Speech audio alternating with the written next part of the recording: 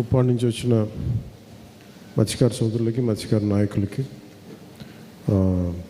ఆడపడుచులకి, పెద్దలకి, తల్లులకి, యువతకి,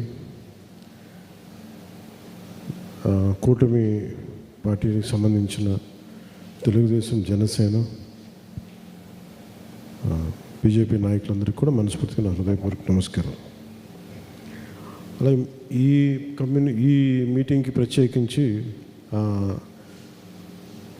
ఏ సమస్య వచ్చినా సరే కలెక్టర్ గారు ప్రత్యేకించి ముందుండి చొరవ తీసుకొని ఆయన ఒక డిస్ట్రిక్ట్ని హ్యాండిల్ చేయటం అంటే అది సామాన్య విషయం కాదు. అన్నిటి మధ్యలో కూడా ప్రతి చిన్న సమస్యకు కూడా ఆయన శ్రద్ధ పెడుతూ ఉన్న షణ్మోహన్ గారికి మనస్ఫూర్తిగా నేను ఆహ్వానం పలుకుతూ ఉన్నాను. అలా ఏ రోజైతే మీరు ఆ సమస్య బయటికి తీసుకొచ్చారు, ఇట్లా ఉంది, మాకు ఇబ్బంది ఉందనేది మీ ఆందోళన చాలా బాధ కలిగించింది. నేను ఆ రోజు మీకు సభలో కూడా చెప్పింది, నేను ఒక మత్స్యకారులాగా ఆలోచిస్తాను. నేనే చేపలు పట్టిన వృత్తి అయితే నేను ఎట్లా ఆలోచించాలి, ఏం చేయాలి. దాంట్లో నేనేమనుకున్నానంటే, ఒకటి, ఆ రోజు మత్స్యకారు యువత అందరితో మాట్లాడాను. మీరు నన్ను చూడాల్సింది,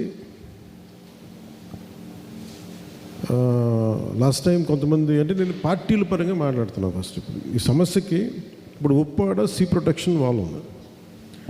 సీ ప్రొటెక్షన్ వాల్ ఇన్ని మీకు ఆల్మోస్ట్ ఒక దశాబ్దంన్నర నుంచి 30 years నుంచి, బట్ లాస్ట్ దశాబ్దంన్నరగా 15 ఏళ్ళుగా ఎక్కువ కోత గురవుతూ వచ్చింది.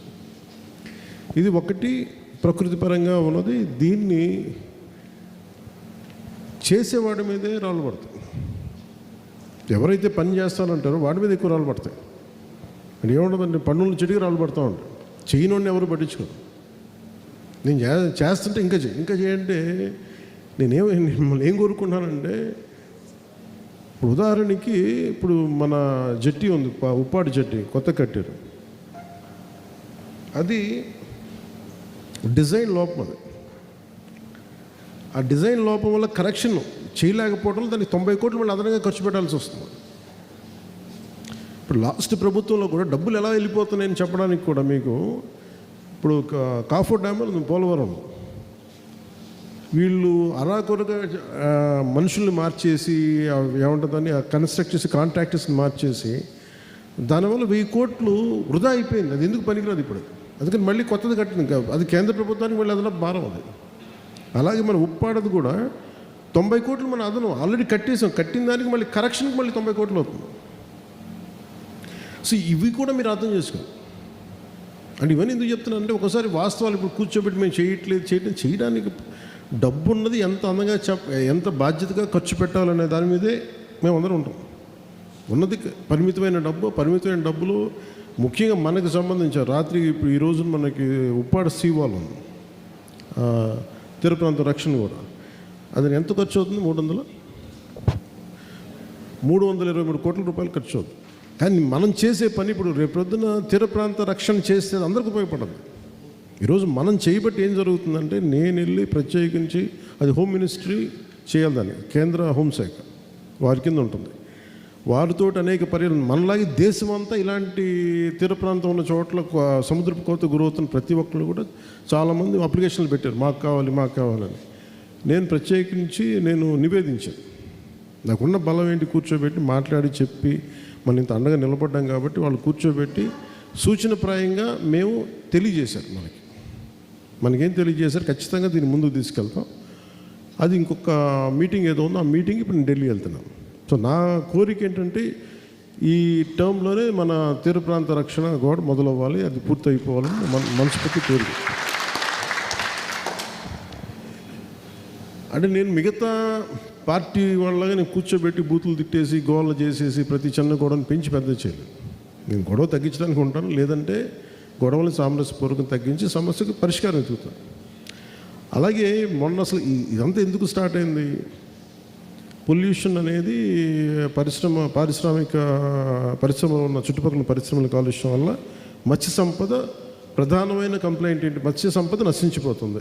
ఇదే కదా మన మేజర్ కంప్లైంట్, మా జీవనోపాధి కోల్పోతుంది. ఇది వాస్తవాలేంటి అవాస్తవాలేంటి అసలు ఎంత అనేది ఇప్పుడు కూర్చోబెట్టి ఇప్పుడు మనం ఒక ఇప్పుడు మనకు వ్యాధిని నిర్ధారించాలి అంటే, జబ్బుని చెప్పాలి అంటే టెస్ట్ లేకుండా జబ్బుని చెప్పలేం. మీకు కొంతమందికి ఒక అనుభవం ఉంటుంది, మనకి ఇక్కడే తేడా ఉంది. ఏంటి తేడా అంటే అది ఓఎన్జీసీ వల్ల వచ్చిందా లేదంటే ప్రకృతి పరంగానే.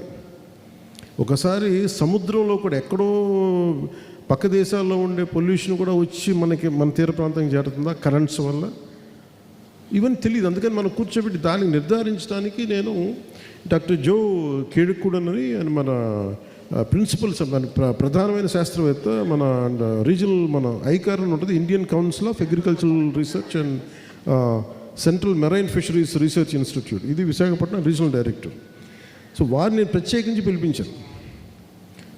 ఆయన పేరు మన కలెక్టర్ గారు సిఫార్సు చేశారు. ఆయన కూర్చోబెట్టి నేను ఏం చెప్పానంటే, సార్ మీ ఇన్స్టిట్యూట్ తాలూకు అసలు ముఖ్య ఉద్దేశం ఏంటి అంటే, వాళ్ళు ఏంటంటే మత్స్యం చేపల వృత్తి మీద ఆధారపడే మత్స్యకార కుటుంబాలని వారికి జీవన ప్రమాణాలను పెంచడం. అంటే వారికి ఏదైతే వేట ప్రధానమో ఆ వేట తాలూకు ఆ మత్స్య సంపదని ప్రప్రదంగా దాన్ని పెంచడం, వారి రక్షణకి ఇది. సో చెప్తా నేనేం చెప్పానంటే, ఆయన 100 చెప్పాను నాకు.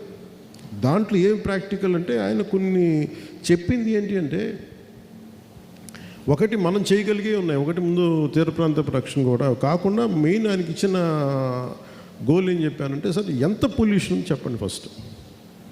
ఎందుకంటే మనం వెళ్ళి స్థానికంగా కొంతమంది ఉండి నాయకులు కూర్చోబెట్టు, లేదంటే నేను కూడా గబుక్కుని భావోద్వేగానికి లోనైపోయి కోపం వచ్చేసి ఒక పరిశ్రమలు అనేస్తే, ఒకవేళ అది నిజం కాకపోతే, ఒకవేళ ఇంకో కారణం అంటే మనందరినీ ఏం చేస్తారో తెలియదు.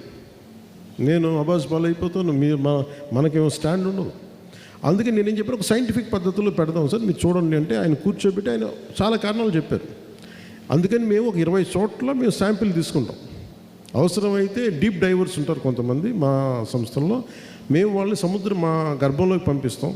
వాళ్ళు చెప్తారు కొంచెం, మీరు కూడా వాళ్ళని మీ సహాయ సహకార మీ పడవల్లో తీసుకెళ్ళి ఇలాంటి ఇక్కడ మాకు ఉంది ఇబ్బంది అని అంటే, వాళ్ళు లోపలికి పోయి ఆ లోపల వాళ్ళు ఏం చేస్తారంటే కూర్చోబెట్టి ఆ మట్టిని తీస్తారు. అసలు అక్కడేమన్నా సముద్ర మట్టంలో గర్భంలో ఏదన్నా ఈ పారిశ్రామిక కాలుష్యం ఉందా, అసలు ఉంటే ఎంత ఉంది,